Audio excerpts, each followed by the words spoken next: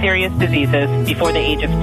Yet, according to the National Immunization Survey, among African American children aged 19 to 35 months nationwide, approximately 30% have not been fully vaccinated with all the CDC recommended vaccines. As parents, getting our children vaccinated with all doses at the scheduled times is one of the most important steps we can take to help protect them from serious illnesses. Families without vaccine insurance coverage may be eligible for vaccines at reduced or no cost through the Vaccines for Children program, or VFC. Learn more at vaccinateourchildren.com. This message is sponsored by the NAACP New York State Conference in partnership with Pfizer. Wait, hold up. I don't think you know about It's Saucy. It's flavorful, extraordinary, and mind-blowing. Hey, tune into It's Saucy, where I give you nothing but the greatest music out from back then till now, along with hip-hop news and trending topics. It's DJ Steph. Just know that. It's Saucy. Listen to the Saucy Hour Wednesday nights at 10 o'clock here on the Voice of Nassau Community College on 90.3 WHPC.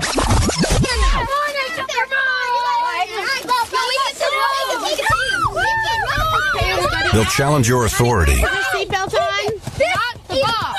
They'll try to break your will. They'll push you to the edge of your sanity. Because that's what kids do.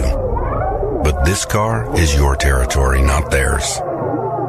Defend it. Who makes the payments? Who cleans it? Who drives it? You do. That's who. And in here, your word is law. So when you say you won't move until everyone's buckled up, you won't budge an inch until you hear that click. Never give up until they buckle up. A message from the National Highway Traffic Safety Administration and the Ad Council. For more information, visit safercar.gov/kidsbuckleup.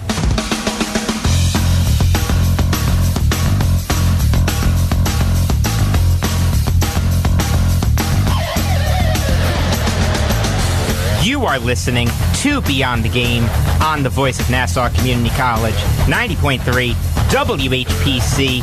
I'm Jacob Valk. Sitting across from me, Brandon Johnson, Dominic Arbolino, and Eric Fischetti. And we are fortunate enough to be joined by Ed Benkin, the author of the first 50 Super Bowls, How Football's Championships Were Won. Ed, how are you? I'm great, guys. How are you? Good. Doing good. Very good. So, what exactly is your book about? Well, it's about the history of the first 50 Super Bowls. I know we're coming up to 52 now, but we wanted to kind of do a half-century bookmark, and we wanted to make it a little different because a lot of books have all the history and the stats, and everybody knows that so-and-so got a 3-yard gain in the fourth quarter and a lot of the big plays. We wanted to put a little different spin on this. So the interviews here are all fresh and exclusive. We talked to 102 former players and coaches, all who participated in the Super Bowls, from all 50 of them, and we kind of got a different take from a lot of them, some of them with stories that were never told before. And I wanted to give the reader kind of an appreciation of the history, not only for each game and for the history of the Super Bowl itself, but also to understand that these Super Bowls mark the times of different generations, and there are some wide-ranging stories because you have a lot of the big-name people, the Roger Staubachs and the Joe Theismanns, the Anna Vinatieri's, and then you had some more of the kind of individual Super Bowl heroes like Jim O'Brien and Jack Squirick, and some unknown stories for some lesser-known players as well. So we wanted to really give people both an appreciation of what the Super Bowl has meant and to really understand that each chapter has its own story, and there are some hidden stories that are out for the first time in this publication. Okay. Now, I want to know this. All right, this is a great question I'm about to ask you. Which Super Bowl do you think was the best? All right, so me, as a Giants fan, of course, I'm going to say the 2007 Super Bowl season. So what do you think is the best one? Well, that is a great question. As a Giants fan, you probably know a lot of people think Super Bowl 25 was the greatest ever because it was a one-point game with no turnovers, and it came down to a missed kick at the end. And at the same time, the Giants held the ball for 40 minutes in that game. So gotta love Otis Anderson. Well, if they could have given the MVP to the offensive line, and we talked to Bart Oates for this book along with Carl Banks, I think they would have. But there's a couple others that stand out. Super Bowl 43 with the Steelers and Cardinals going down to the tiptoe catch at the end. Sure. Super Bowl, the second Patriots Super Bowl 38, is the second one they won, that is, with that back-and-forth finish with the Panthers, and the Patriots is certainly up there. The good news is we're in an era now where there's more parity, so we're getting a lot more closer games.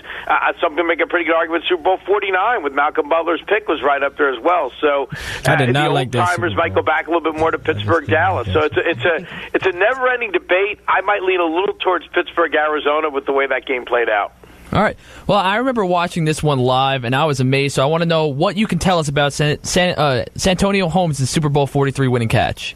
It was obviously a catch that was a spectacular play, and we talked a lot from both sides about it. We had a lot of conversation with James Farrier, and he talked about what kind of a helpless feeling it was because they had just given up the long touchdown catch to Larry Fitzgerald, and he said there's nothing more helpless, even if you trust your offense, than really kind of being out of control and sitting there and watching other guys in your team, even though you trust them, be the one to determine whether you get that ring or not. Because if they lost that game, Farrier said he and the defense certainly would have felt like they were the ones responsible. And we had Bertram Berry's take on the offensive line for Arizona, and Arizona's take was almost a helpless feeling as well, saying that they had to sit there and watch Ben Roethlisberger do what he did. And for the Holmes catch, it was a play in which was almost undefensible. It was a perfect throw, and it was a perfect catch, and the rest is history, as they say. Former Jets Antonio Holmes. Yeah, it's amazing a lot of these ex-Jets wind up finding success. Hey, the Jets are tied for the best winning percentage in Super Bowl history. They're 1-0. There you go. I can't argue with that. It's funny. Speaking of the Jets, we did get a chance in Super Bowl III to get really kind of a different perspective. We had a chance. We wanted to get the Jets' perspective. We had a great talk with Randy Beverly for the book about the Super Bowl. Sure. But we also, one of the things that really was kind of intriguing about this book, we really had a lot of interviews with some of the old Baltimore Colts. In fact, Mike Curtis actually did the forward for it. So Mike Curtis, Sam Ball, and Rick Valk talked all about Super Bowl III as well as Super Bowl V, and along with Jim O'Brien. One thing that was so frustrating for Mike Curtis in that game, people say, well, how well Joe Namath and the Jets did running against the Colts defense.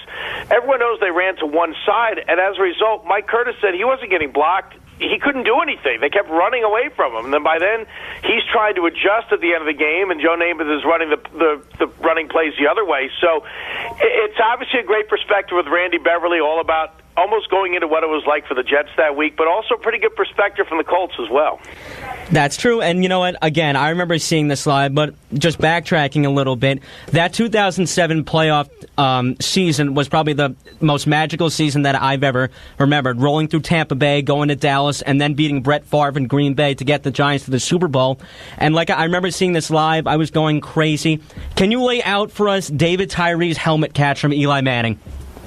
We can, because David Tyree himself was in this book, which was one of the real more intriguing interviews. Obviously, he works at the Giants front office right now, so he talked about the play, and of course we've seen it so many times over and over again in football history.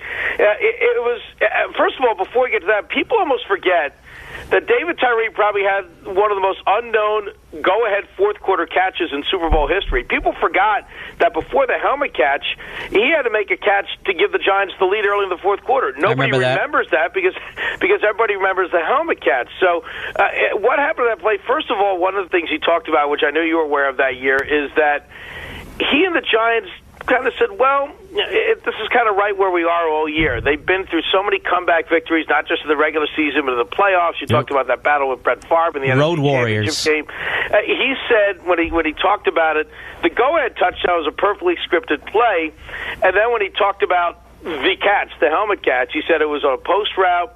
He was looking back and he's seeing this big melee. He just sees a bunch of jerseys around Eli Manning, and his training is you keep going, keep the play going to hear the whistle. So he found a little open space. He saw that Eli obviously was open. He saw him rolling right, and he said there was a moment of just him and Eli, believe it or not, locking eyes. Then he saw when the ball was in the air, he said, hey, this is honestly what he said in the book, that he almost could hear the Chariots of Fire theme in his head. As that ball came down, he went up with two hands. He remembered Rodney Harrison came in. He thought someone would battle for it. So he just held on tight, and he was able to get it, of course, with his left hand and set up what would be the game-winning touchdown. Again, magical. Horrible. Magical.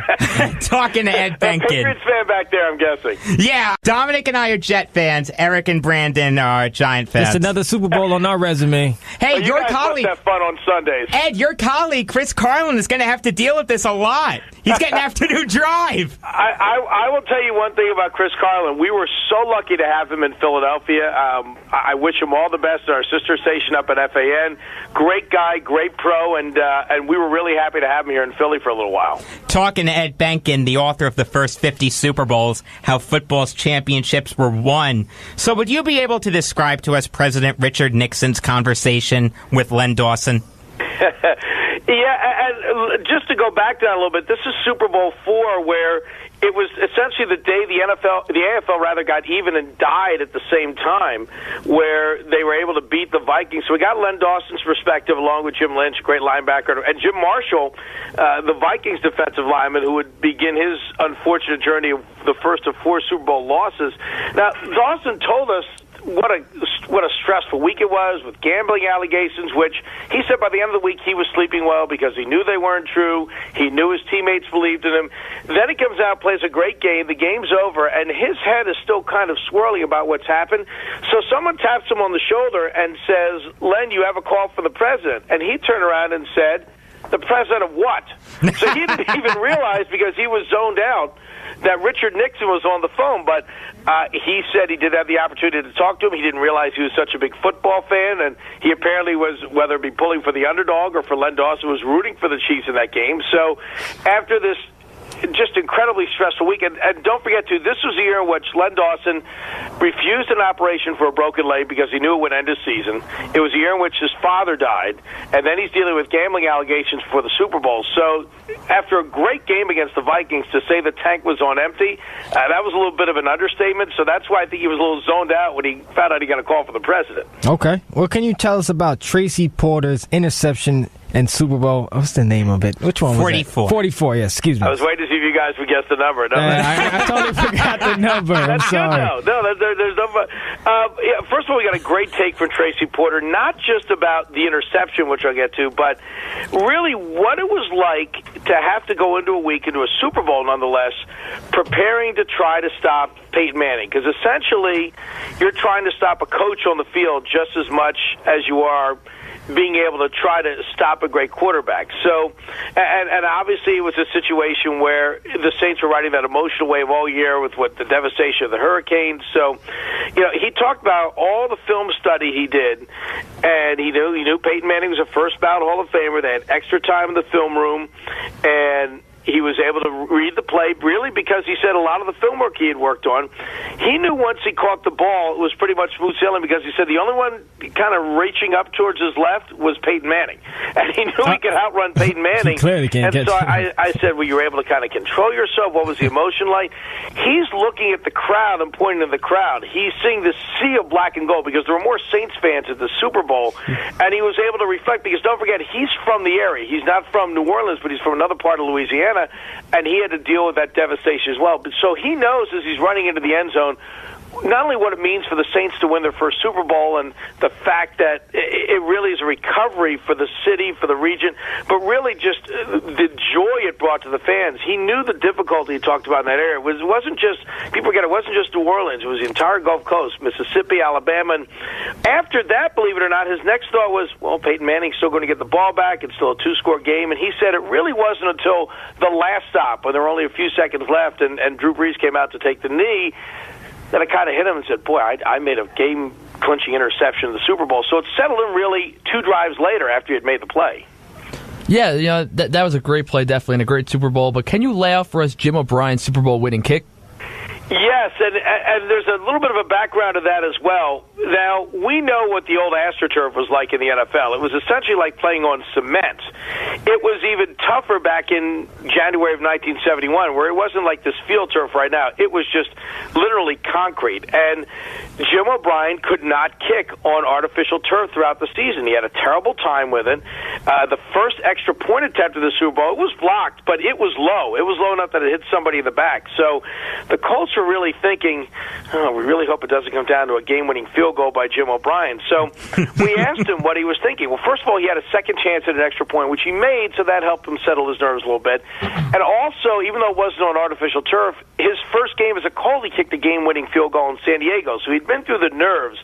He said he was just thinking about keeping his head down, and he said he just kind of went blank. He told us that he concentrated probably more on that kick than